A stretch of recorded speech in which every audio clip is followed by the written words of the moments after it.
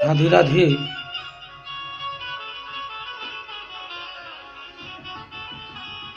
द्वितीय स्कंद के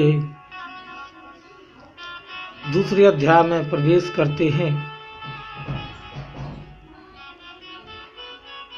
श्री हरि द्वारा भक्तों की रक्षा का वर्णन।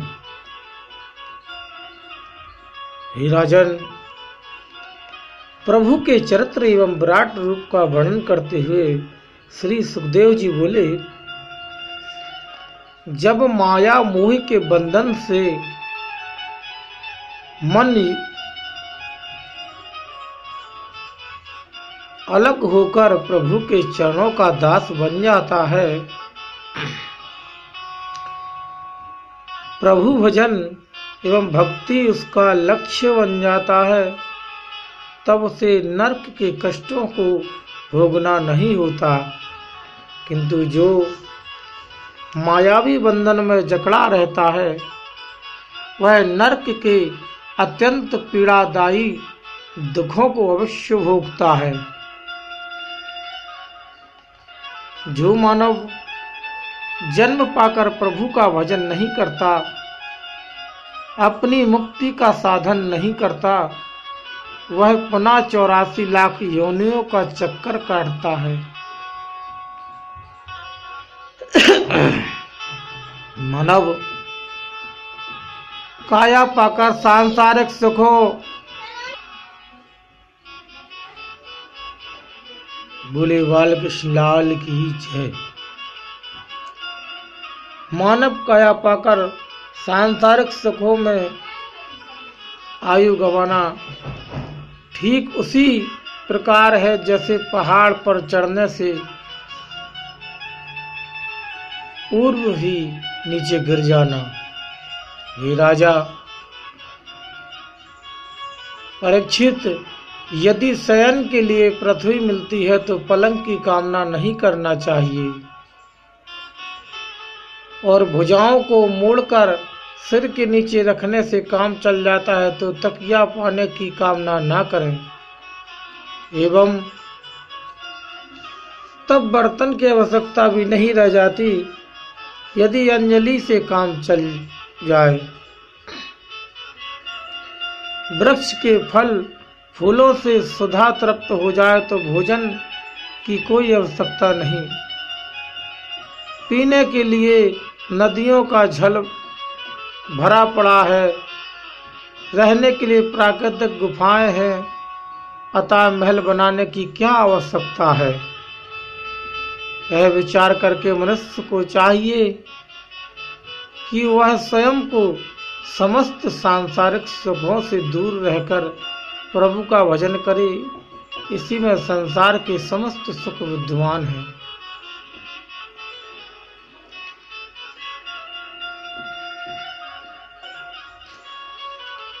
पल भर के लिए श्री सुखदेव जी चुपचाप हुए थे। ना बोले, हे राजन, बहुत से साधक भगवान के सूक्ष्म एवं स्थूल शरीर की पूजा करते समय यह विचार करते हैं कि प्रभु की 4 भुजाएं हैं, जिसमें शंख, गदा, चक्र और पद्म धारण किए हुए हैं। कमल के समान नेत्र हैं, उनके तन पर पीतांबर चमक रहा है, सिर पर मोर मुकुट एवं गले में वैजंती माला नाभि तक लटक रही है। उनके बाल घुंघराले हैं एवं अंग प्रत्यंग में स्वर्ण आभूषण पहने हुए हैं और मंद मंद मुस्कुराते हुए साधक की ओर देख रहे हैं। अतः जब तक ध्यानी पुरुष का मन की चंचलता स्थिर न हो जाए, तब तक उस मोहनी मूर्ति का ध्यान करें। स्वयं प्रभु के चरणों की प्रीति बढ़ने लगेगी। अतः हे मानव रूप में विचरण करने वाले जीवों, ऐसा कार्य ना करो कि समय गुजर जाए और तुम्हें पछताना पड़े। पछताने से कुछ नहीं होता और ना बीता हुआ समय लौटकर वापस आता है। इसलिए पल पल का मूल्य रखते हुए भगवत भजन करें। पशु सदृश कार्य ना करें। जैसे दिन भर बोझ ढोने के पश्चात बैलों को चारा पानी मिल जाए और प्रसन्न हो जाते हैं, नास्तिक मनुष्यों की यही गति है। अर्जुन को गीता का उपदेश देते हुए भगवान श्री कृष्ण बतलाते हैं कि मेरे नाम का स्मरण 4 अवस्थाओं में मनुष्य करता है। प्रथम अवस्था, जब मनुष्य का कोई महत्वपूर्ण कार्य नहीं हो पाता, तब मेरा नाम उसे याद आता है।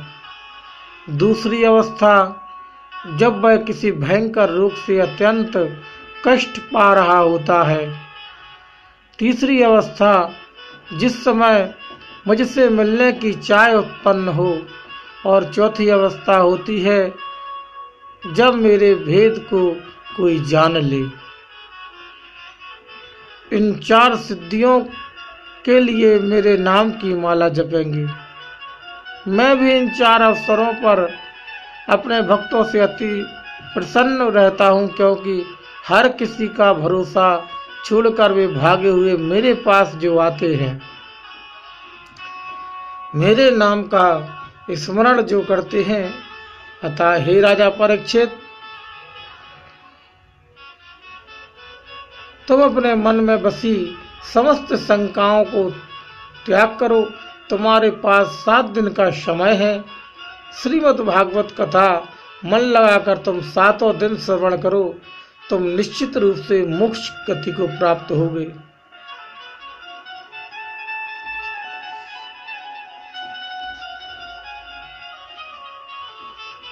बोलिए बाल कृष्ण लाल की जय। द्वितीय स्कंद के 3 अध्याय में प्रवेश करते हैं, जहां सुखदेव जी द्वारा देवताओं की आराधना करने का विधि पूर्वक वर्णन है। सुख जी बोले, हे राजन, प्रभु श्री कृष्ण की भक्ति सर्वश्रेष्ठ है, किंतु अन्य देवताओं की आराधना करना भी परम आवश्यक है। ठीक उसी प्रकार जैसे भोजन करने के पश्चात जल की आवश्यकता होती है, अतः मैं तुम्हें अन्य देवी देवताओं के पूजन की आवश्यकता और विधान बतलाता हूँ, जिससे तुम्हारा मन भी प्रफुल्लित हो जाएगा। तुम ध्यान लगाकर सुनो। जो मनुष्य शक्ति प्राप्त करने का अभिलाषा हो, उसे इंद्र की पूजा करनी चाहिए। जो संतान का अभिलाषा हो, उसे प्रजापति का ध्यान करना चाहिए। एवं ब्रह्म तेज की लालसा रखने वाले को बृहस्पति की पूजा फलदायक होती है। लक्ष्मी देवी की पूजा करने से धन वैभव की प्राप्ति होती है। जो वीर बनने का आकांक्षी हो, 11 रुद्रों का मनन करे। राज्य प्राप्ति के लिए विश्व देवों का पूजन करे। प्रजा को वश में करने के लिए साध्य देवम एवं आयु वृद्धि के लिए अश्विनी कुमारों की पूजा करना सर्वथा उचित है। सौंदर्य प्राप्ति के लिए गंधर्व की पूजा करना सर्वथा उचित है। सौंदर्य प्राप्ति के लिए गंधर्व, सुंदर स्त्री प्राप्ति के लिए अप्सरा और उर्वशी तथा प्रतिष्ठा एवं सम्मान पाने के लिए पृथ्वी और आकाश की पूजा करना चाहिए। क्रोध के लिए वरुण देवता की, विद्या के लिए भगवान शंकर और शत्रु विनाश के लिए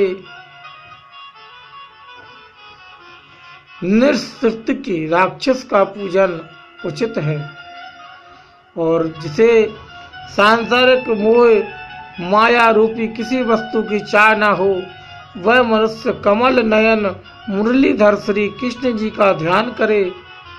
जिस मनुष्य ने श्री कृष्ण जी की लीलामयी कथा का श्रवण न किया, उसका जीवन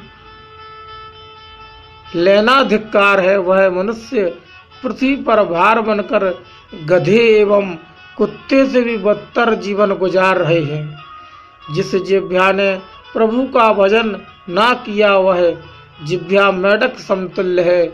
जो हाथ प्रभु की पूजा हेतु कभी ना जुड़े, वे हाथ बेकार हैं। जो पैर प्रभु की लीला स्थली तक ना पहुँचे, वह वृक्षों से भी गए गुजरे हैं।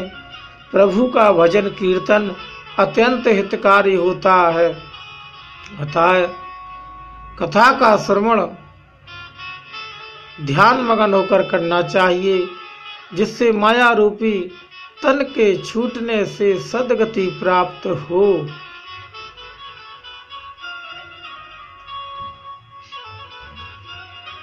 प्रथम स्कंद के आप कथा सुन चुके हैं।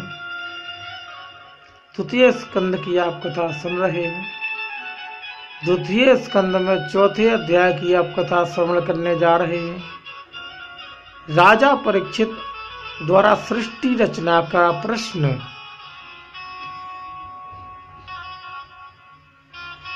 श्रीमद् भागवत कथा ज्ञान यज्ञ आप श्रवण कर रहे हैं। इससे आपके जीवन का कल्याण होगा और इससे सुनने से आपको सद्गति प्राप्त होगी। राजा परीक्षित द्वारा सृष्टि रचना का प्रश्न में श्रीमद् भागवत एवं प्रभु चरित्र का वर्णन सुनकर राजा परीक्षित के मन का कलेश मिट गया। राज्य एवं स्त्री पुत्र का मोह त्याग कर प्रसन्न चित्त से श्री सुखदेव जी को संबोधित करते हुए बोले, हे मुनि श्रेष्ठ, आपके कथन से मुझे अति आनंद प्राप्त हुआ है। अब मैं अपने मन को श्री कृष्ण मुरारी के चरणों में लगा दिया।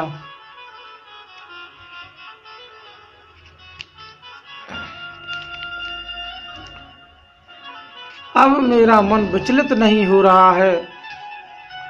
मेरे मन से मृत्यु का डर पूर्ण रूप से समाप्त हो चुका। हे मुनीश्वर, आप समस्त वेद पुराण में के मर्म को जानने वाले हैं।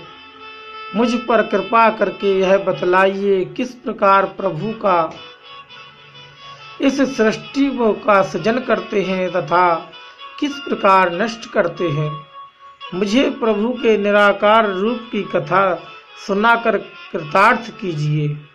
राजा की बातें सुनकर श्री सुखदेव जी बोले, तुमने अति गुण प्रश्न किया है राजन, फिर भी यह कथा मैं तुम्हें सुनाऊंगा, क्योंकि हरि कथा सुनने एवं सुनाने वाले दोनों प्राणियों को प्रभु कल्याण करते हैं। ऐसा कहकर श्री सुखदेव जी ने श्री कृष्ण जी के चरणों का ध्यान किया और गुणगान करने लगे। हे प्रभु दीनदयाल, भक्त हितकारी, आपकी जब तक इच्छा नहीं होती तब तक मनुष्य किसी भी योग साधना करे, कोई उसे फल प्राप्त नहीं होता। आपकी माया के बिना संपूर्ण जगत का एक पत्ता भी नहीं हिलता। आपके चरणों का ध्यान बड़े बड़े योगी महात्मा शंकर भगवान एवं जिन्हें सृष्टि का रचयिता ब्रह्मा कहा जाता है, वही भी करते हैं, फिर भी आपकी लीला नहीं जान पाते। आप सकल पदार्थों में विद्वान, आदि एवं अनंत है। प्रभु, आपको मैं बार बार प्रणाम करता हूँ। वह आपकी कृपा थी प्रभु, जिससे भीलनी सबरी गिद्धराज जटायु का उद्धार हुआ और ऋषि गौतम के श्राप से पत्थर की शिरावणी ऋषि पत्नी अहिल्या का उद्धार हुआ। हे प्रभु, भक्त वत्सल अपनी कृपा मुझ पर भी करें, जिससे मुझे आपके चरित्र का बखान करने में सामर्थ्य प्राप्त हो। प्रोक्त विधि से प्रभु का स्मरण करते हुए, प्रभु के चरणों का ध्यान करते हुए सुखदेव जी बोले, हे राजा परीक्षित, श्रीमद् भागवत की कथा सर्वप्रथम श्री नारायण ने ब्रह्मा जी को सुनाई। ब्रह्मा जी ने नारद जी को सुनाई। देवर्षि नारद ने मेरे पिता श्री वेदव्यास जी को और पिताश्री ने वह कथा मुझे सुनाई, जो प्रभु की कृपा से एक ही बार श्रवण करने से मुझे याद हो गई। अब यह कथा मैं तुम्हें सुनाता हूँ। बोले बाल कृष्ण लाल की जय।